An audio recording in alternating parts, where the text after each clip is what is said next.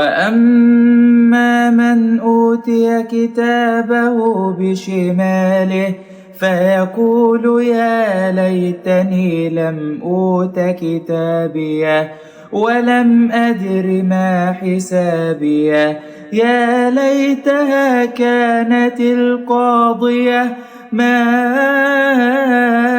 أغنى عني ماليه هلك عني سلطانيه خذوه فغلوه ثم الجحيم صلوه ثم في سلسلة ذرعها 70 ذراعا